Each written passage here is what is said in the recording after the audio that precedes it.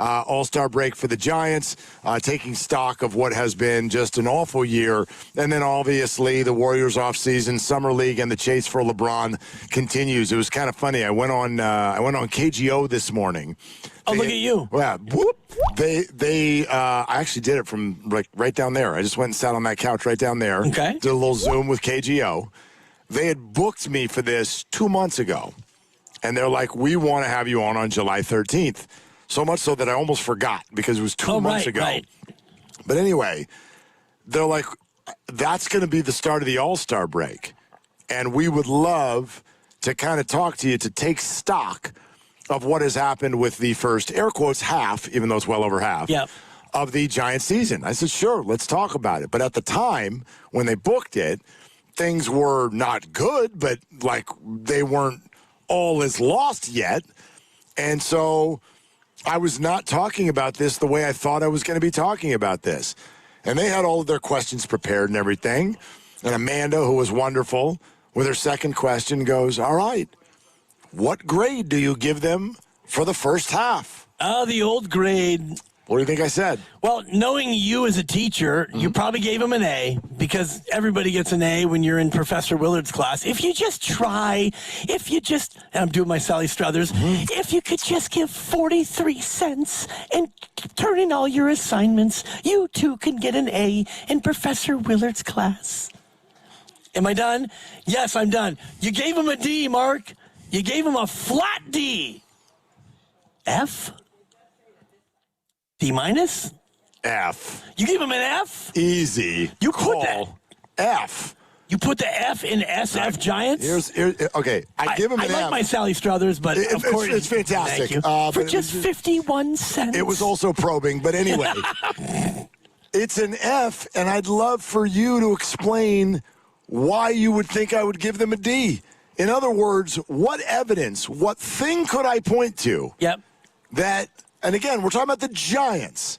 We don't just get to go, well, Casey's good. No. The Giants, the VAR box, the Giants, what would have prevented me from giving them an F? Well, I mean, they brought up Bryce Eldridge, and I thought they handled that beautifully. Are we doing a serious segment? Because I can go back to whatever you want. I go back to serious mode. We can do whatever you want. It's an F minus, damn it. Which doesn't exist. I know. I do think that Luis Arise has phenomenal. Casey Schmitt, bright spot. He's been great. Logan Webb been up and down. He had a great June. Great June. The sack.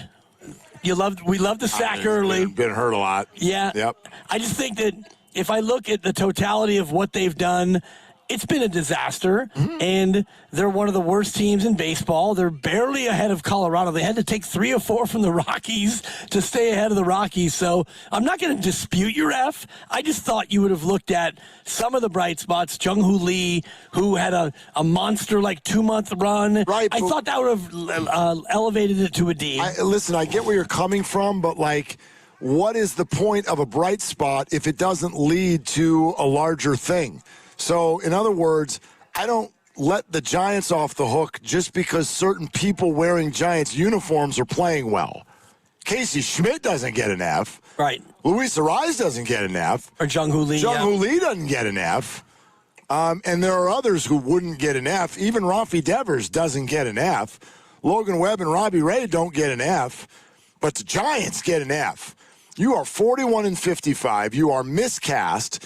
You have had 1, 2, 3, 4 sort of embarrassing moments, right? You've got pitchers who didn't know their pitch count. You've got bullpen arms that didn't know they were supposed to be up. You've got the Pride Night situation that is unfolded. You've got your best pitcher getting into arguments on social media. All of these shortstop things, not knowing how many outs there are. and then followed by other people not knowing how many outs there are, followed by other people not knowing how many outs there are when they're on the base paths. These things, you never put a bullpen together. And then when it was obvious that you hadn't, you sat there and let those bad bullpen people continue to be your bullpen people. I don't know from a bigger picture standpoint what it is I can point to right now, other than saying there are a few individuals I like, but all that means is the future.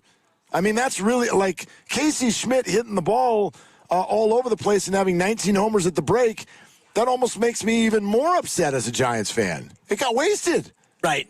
It got wasted. If you really look at the metrics, though they were so bad for the first month, the Giants actually have a pretty good lineup. They're a pretty good lineup, and they're wasting it because they've got no pitching. Yeah. None. Yeah. So that's an F. I get it. And, I mean, if you look at the record, and I'm just a little bit surprised because you and I have had a long-standing debate about process versus results, and it feels like you are a results guy when you give them an F because the process is what actually has gone on, and it hasn't been all bad, but the result has been an F. I think the process has been more of a D. You do? Yeah. What about the process has been good? Well, I don't like the process at all. Well, the process has been you've had some players who've actually gone out there and started to, after 90 or so games, play to their level. Casey Schmitt's been good. Arise has been in unmitigated success. And so I do think that the pieces individually have been better than the overall result of the team. Okay, more I on guess that. that's my point. Yeah, okay. 888-957-9570. More on that in a second. Jesse in Brisbane. Hi, Jesse. Thanks for calling. What's up? Oh, okay. Jesse just dropped off. 888-957-9570, the number, if you want to get in on this. Listen, to me, when I talk about the process, again, I sort of stop myself from going, oh, the process has been good because Casey Schmitt hits the ball. The process has been good because Luis Arise has been good. To me, the process means how did you construct your roster?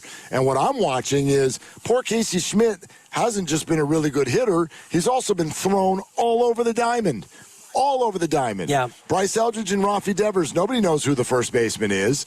You've got your catcher, who's the best defensive catcher in baseball, and a handful of weeks into the season, you're like, we're dumping him and we're moving on, and you're like, to who? And it was kind of like, we're not sure. Okay, who's in the outfield? We don't know. Is Jung Hoo Lee moving back to center? Kinda, but not really. And then your bullpen. Your bullpen and your starting rotation were totally misconstructed. To me, that's your process. And then your process has to lead to the result, and both of them, to me, look incredibly flawed. Yeah, and the process has, to your point, has led to this result. And I do think that if I want to, give Buster Posey a grade, he would get an F. And the Giants themselves, I don't know if I would go that far because, they've had moments, and Bryce Eldridge has come up, and he kind of forced his way into the lineup on the regular. I don't think they handled it right early on, but they kind of figured it out. He kind of forced them to figure it out. But in general, if you want to look at the overarching thing, which is what you said, the Giants, season for the Giants, well, and putting aside the business part of it because they're drawn and they're making money and what they're trying to do as a business has probably been better than an F for sure, like Grogu night and Hello Kitty night. But I'm just saying, right. Mark, from that standpoint, but they're doing it for us. As a fan, although fact, you got a Grogu. I got two Grogus. Yeah, you did. Damn right you did. You know what I mean? Two Grogus. Inside. One house. Home. Yes, that's right. Yeah, they're both in there. Yeah. One of them's out of the box. One of them's still in the box. Fine. You got to keep it in the box. Yeah, keep it in the box. Yeah, no doubt. I'm not putting a Grogu on my desk. No, but your son might. He's 12. He did. Yes. His Grogu is out. You're 12. Put a Grogu on the desk. Yeah, my Grogu's in. Yeah, of course. And I got the Steph Curry, the throwback Oakland bobblehead, and that thing's in the box. Yeah. And, keep your hands off it, Mila. 3-year-old grubby little hands. Anyway. Anyhow. All that does is take money out of the fans' pockets. Yeah. I mean, honestly, that's all that does.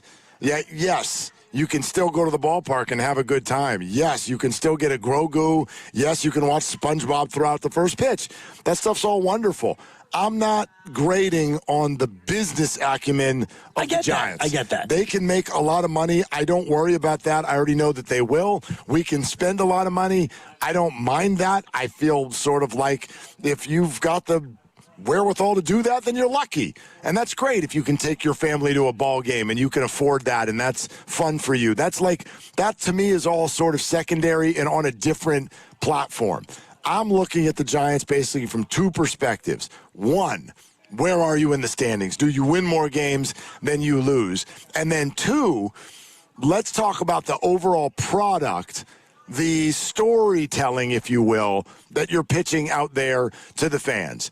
And from not knowing how many outs there are, or Raffy Devers shooing teammates back to the dugout. Catch the bleeping ball. Or Pride Night, or catch the bleeping ball, or whatever.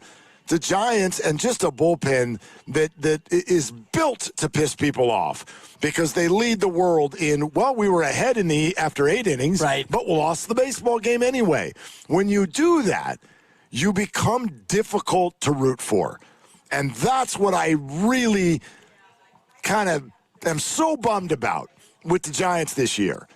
I think we can everybody in our history, if you're a sports fan for life, your teams stink sometimes. That's the way it goes. And sometimes they stink when they should be a lot better. And that's a bummer too. But in the end, I'm not built to be the kind of fan that literally is like, I don't even feel like rooting for this group. And that doesn't go to every individual. That's right. Not aimed at everyone.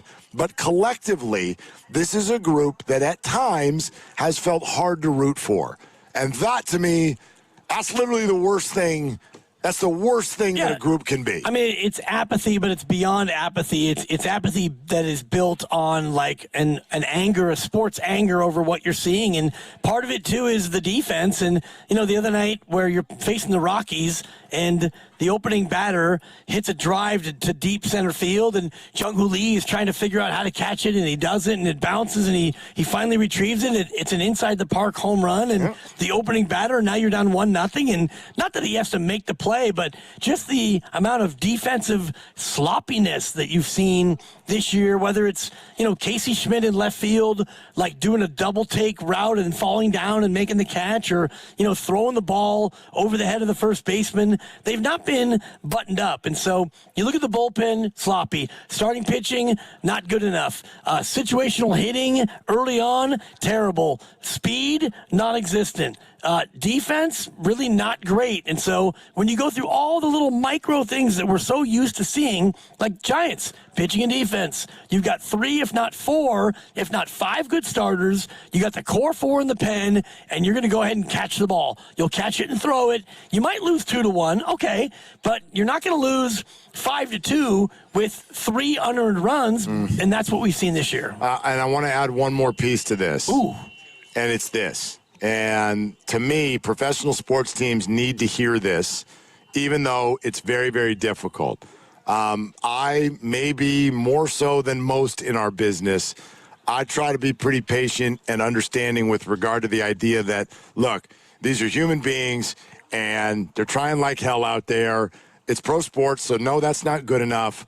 But I don't think that anything nefarious is going on. But there's one other characteristic with the San Francisco Giants that I think has been really hard to stomach, which is that they've done a poor job. They have made a mess. And then when people point to the fact that there is a mess, they get mad. They get mad. You get mad at us, Giants. You're getting mad at us.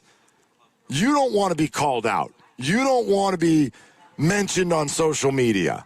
And like right now, the 2 people in your mind are probably Buster Posey and Logan Webb. Yep. And they're literally 2 of my favorite Giants ever. They do things the right way. They play the game the right way. Their focus is in the right spot. They've been leaders for this franchise for the better part of at least a decade and a half. And I will never not have love for these 2 guys. But they are at the front of the line in terms of letting their frustrations with what's going on, which is understandable, bubble over and then start firing back at people who are equally as frustrated with the way this has gone. And it's like, dude, I get it. I get that this is hard. It probably really sucks to get called out on social media. But to my thinking, this is what the millions of dollars are for. This is a multi-billion-dollar industry. Your job is to do well. And when you don't, part of the gig is to sit there and take the bullets. Yep. And I don't think they've done a good job of that this year. When you can even add in Raffy Devers, who didn't want to face the media after the finger wag. And, you mentioned Buster Posey, and he comes out and he has a press conference after the Pride Night fiasco, and he won't take questions about the Pride Night fiasco. And, Logan Webb on Twitter, it's excusable, but it's not a good look. Yeah. And, you excuse it because it's Logan Webb. And he came out and said, yeah, that's on me. I reacted and I shouldn't have and this and that. But it's beyond just like a couple of these small incidents. And, this is where I think that Tony Vitello has had a tough time because he speaks his mind, and a lot of times he says things that probably should stay in-house, and he's new at it, and, he's unapologetically him, and you love that about Tony Vitello, but at the same time, when you're struggling, sometimes it's better to just, keep things in-house. Yeah, let's go back out to the phones and go to Cape Bueno in Hayward. Hey, Cape Bueno, thank you for calling in. What's up? For sure. Hey, thanks for taking my call, guys. Yep. And Willard, you were 1,000% spot on. Just overall for the grading to F from the organization, I think, there's definitely highlights with the Giants, but overall, as an organization, top to bottom, F minus. Okay. Oh. And F minus. Really. But one thing I wanted to add, and it's perfect segue because you guys were just talking about it. Aside from the whole debacle, the organization, just how they've handled just all these different scenarios throughout the season, for me, what really sucks just as badly is the status of Posey amongst the fan base, it seems like. I can't speak for everybody, obviously, but, before he became the head of operations, he's a first ballot Hall of Famer, beloved all-timer as a player, as a catcher. Everybody loved Buster. No doubt, first ballot Hall of Famer. Like we remember him just, the great runs we had in the 2010s. Everybody loved Buster. And then since this season has just kind of like fallen apart, it just feels like the fan base is now it's split. We have people who still love him, but then as you just referred to before, just recently here, just the way he's handled himself as a director of baseball operations has just just hit people the wrong way. And it's like, now you got people that are like, man, screw this guy. Right. Which sucks because I got love for Buster Posey. He's always going to be an all-time great for us. But now we're seeing this whole other side. And it's like, man, I don't know. I mean, it just seems like there's such a huge extreme of emotions when we're looking at not just the Giants, but also looking at the guy who was the face of our franchise for so long and who's now representing the front office. Forget the ownership, but look at Buster specifically. He seems like kind of a tragic downfall of his status as a member of the Giants. Yeah, it's an interesting thought. Cape Bueno, thanks. I mean, to me, it's an immovable object. Buster Posey's legacy here is firmly intact. I don't think anything is ever going to change that. But to me, what I want to see, and again, this is a piece of why I'd love to see Vitello back and Buster Posey back. I'm interested to see if these guys can have a part two. I want to see how they can react in a better way to what has been a really awful season. But in general, and maybe this is a bad analogy, we've all had arguments with family members where after a little downtime, we realize we were wrong. How does it go with your family when you realize you're wrong and then you go to their room to talk to them and then they express to you, like, I'm really mad at you. I'm really pissed at the way you just did this. And then you look at them and you're like, you can't be mad at me. You're not allowed to be mad at me. Don't you dare get mad at me. And it's like, wait a minute. Like, you made a mistake. The Giants have made a mess of this season. Yeah.